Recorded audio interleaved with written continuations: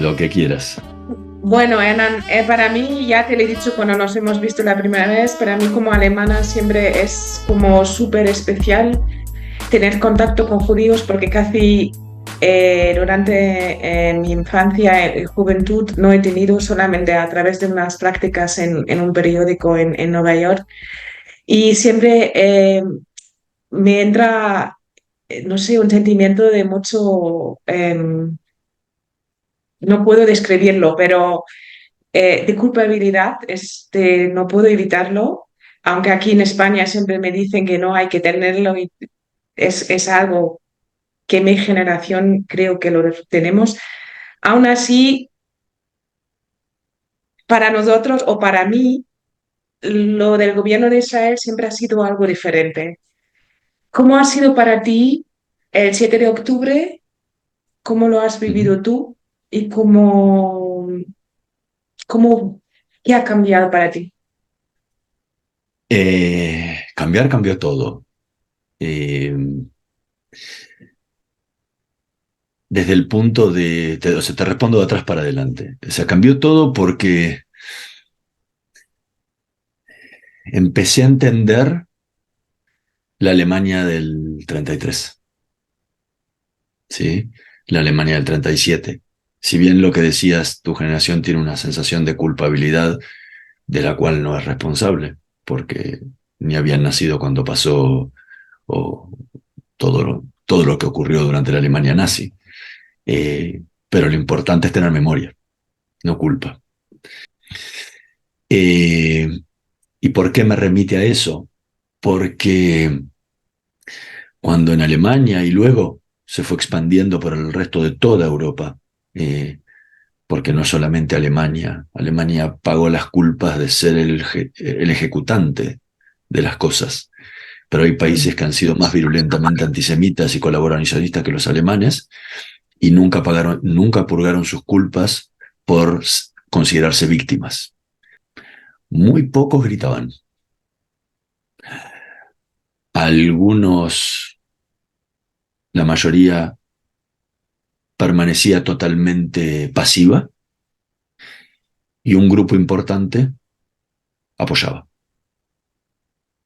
Después del 7 de octubre, y pensando que el mundo había cambiado, que habíamos después evolucionado después de la Shoah y de todo lo que el sufrimiento que le costó, no solo al pueblo judío, sino al mundo entero, una guerra así, te das cuenta que no cambió nada.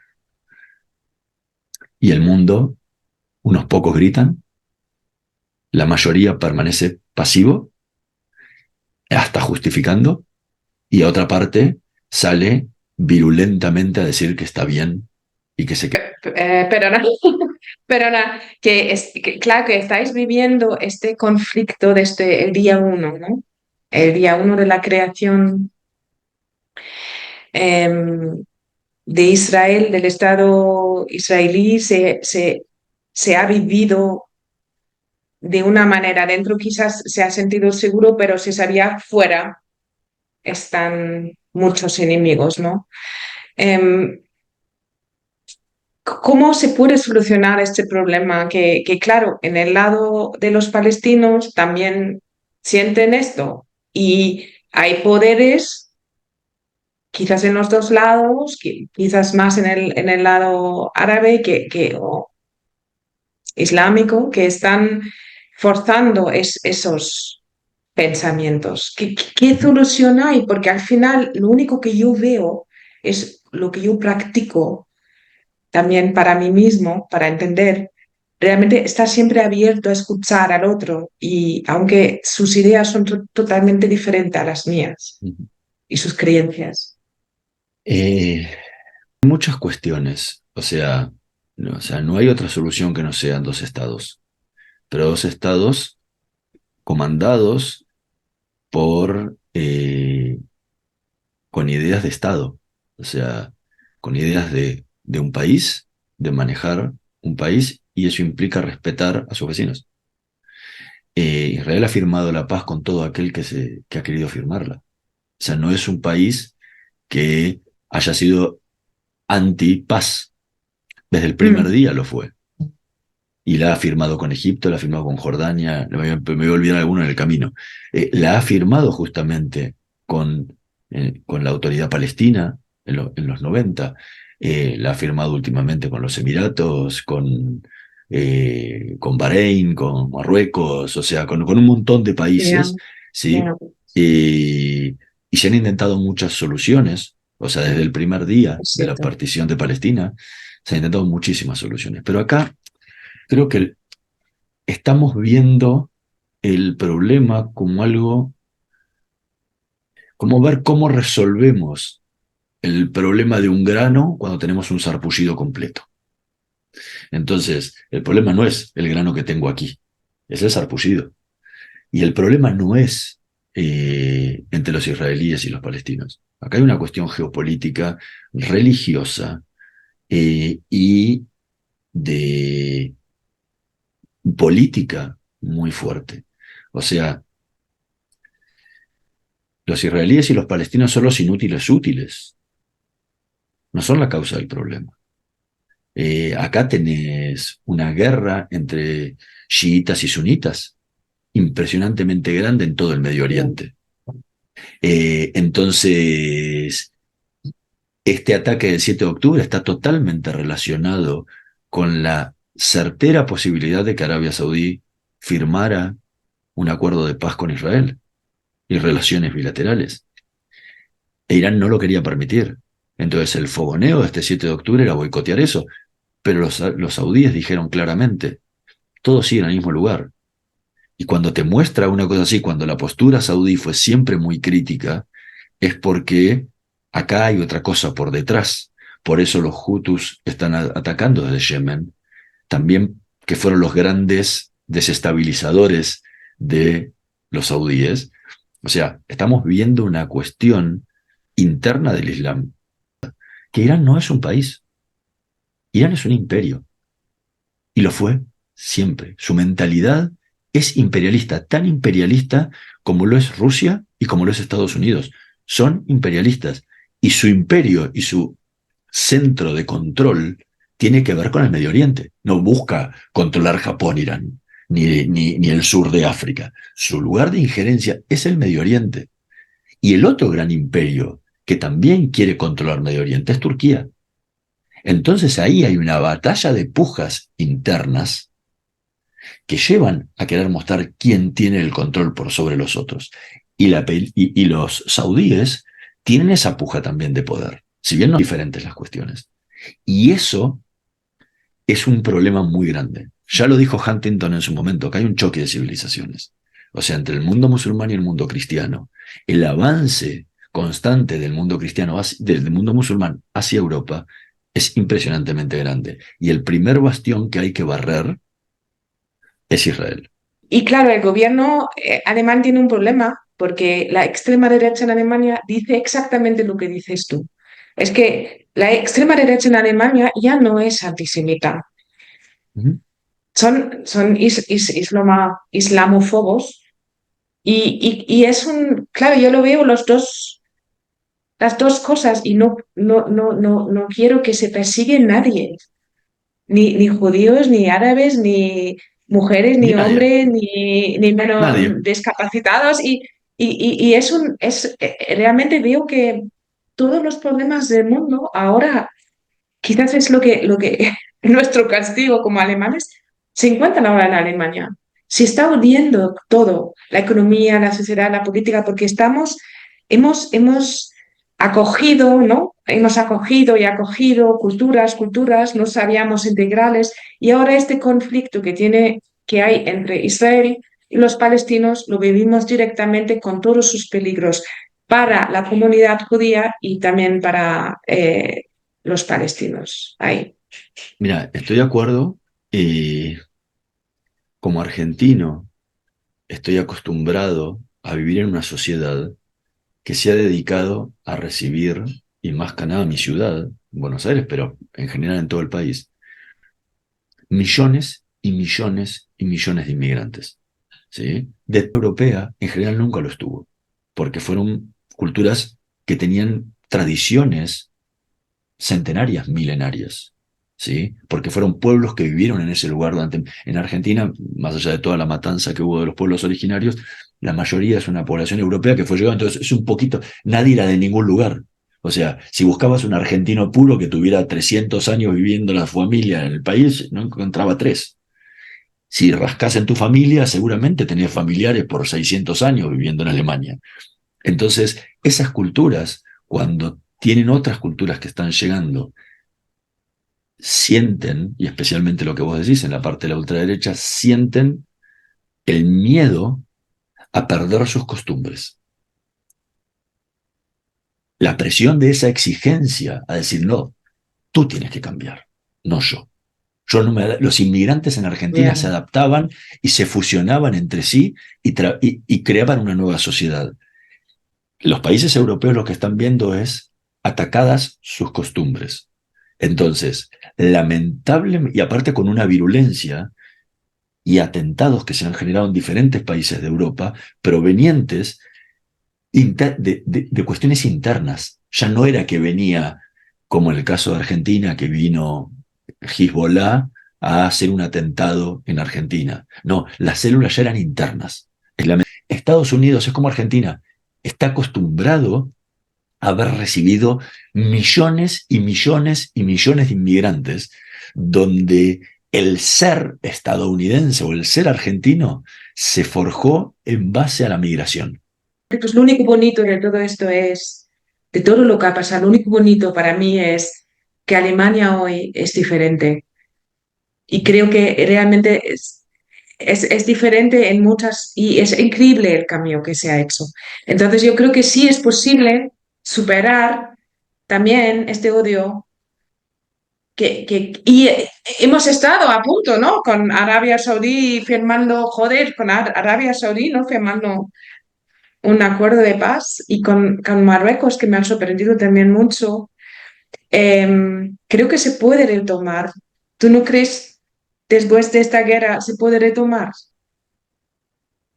Yo creo que con Arabia Saudí se va a retomar.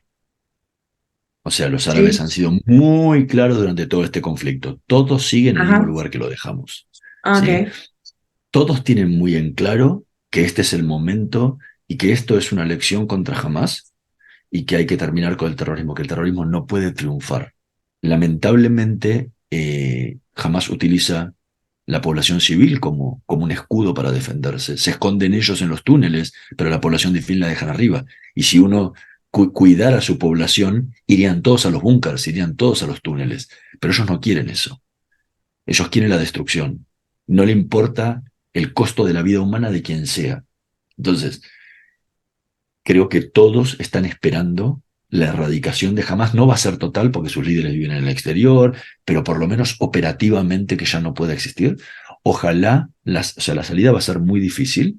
Ojalá que luego pueda haber algún movimiento o local de Gaza o que la propia autoridad palestina eh, pueda tomar control de Gaza y reconstruirse correctamente y que vuelvan las cosas a su lugar y que ojalá el proceso de paz incluya a los demás países. O sea, que el paso de conseguir una paz con Arabia Saudí sea el paso para que otros países que tenían algunas dudas, algunos pequeños países y otros más grandes, den el paso adelante y puedan avanzar y lentamente de a uno, de a varios, de a muchos, cuanto más mejor, eso avance. La presión sobre la situación palestino-israelí va a sufrir una presión mayor para que se solucione. Estamos hablando de Medio Oriente y el Oriente Próximo. Hay esas posibilidades de explotar gas que pueden cambiar muchísimas cosas a nivel ¿Sí? eh, Geoestratégico, sí. estratégicamente. Y creo que cuando veo a las mujeres en Irán que realmente chapo, cuántos se han muerto ya por realmente rebelarse y me parece increíble. Yo no sé lo que yo haría cuando me viera ahí, Pero me parece increíble y yo creo que a un momento dado esto va a explotar, algo va a pasar. Ojalá, pero hay mucha incongruencia política. O sea, la izquierda, que es la que más está atacando a Israel y todo, no la ves protestar justamente por estas cuestiones. No la ves salir a encolumnarse con las mujeres iraníes. No sé, cuando pide por los derechos de la mujer y la igualdad de las mujeres y todo lo que tiene que ver con el mundo feminismo. Son cosas enfrentadas, hay cosas que no cierran. Entonces, eso es uno de los grandes problemas del mundo. Por eso hablaba de que tiene un trasfondo mucho más grande que israelíes y palestinos. Tiene que ver con cuestiones ideológicas, con cuestiones políticas, con cuestiones religiosas, geopolíticas. O sea, hay mucho en juego acá y esta es una pieza del ajedrez más de una partida que hay que mirarla muy de arriba, muy de arriba. Si nos ponemos en el detalle de el alfil se movió para acá o la torre para el otro lado, nos estamos perdiendo la partida completa y lo peor es que nos van a Mm. ganar.